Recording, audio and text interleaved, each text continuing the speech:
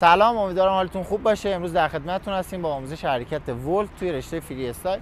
حرکت ولت نوعای مختلفی داره، فوروارد داره، بکوارد داره، اینساید داره و اوتساید. چیزی که توی این جلسه آموزشی می‌خوایم بهتون یاد بدیم ولت بک اوته، یعنی هم بکوارده هم روی لبه اوتساید زده میشه.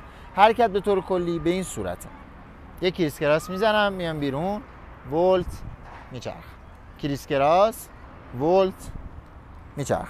خب برای یادگیری حرکت ولت، یعنی پیش نیاز یادگیری حرکت ولت اینه که شما حرکت توتال کراس رو بلد باشین که خیلی کمک بهتون میکنه توی یادگیریش. یعنی یه جورایی انتقال مثبت بهتون میده برای یادگیری حرکت. ما برای یادگیریش اول یک کریس کراس میزنیم، بعد شبیه حرکت کریزی میایم بیرون از مانا، به این سمت میایم بیرون.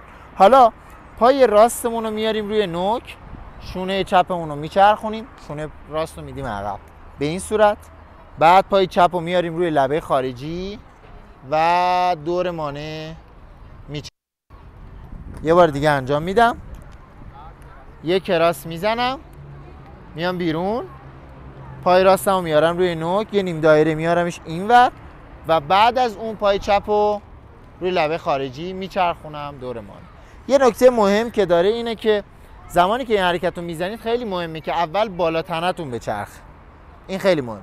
نکته بعدی، پای چپ که داره دور مانع میچرخه، اسپین میکنه، وزن ما نباید ته اسکیتمون باشه. ما باید وزنمون رو سه چرخ جلوی اسکیت باشه، این قسمت اسکیت باشه و این باعث میشه که راحت تر شما بچرخید. همین، چیز دیگه نداره. یه مورد دیگه هم هست، این که این حرکت رو ما میتونیم به شکل‌های متفاوتی بزنیم. مثلا این شکلی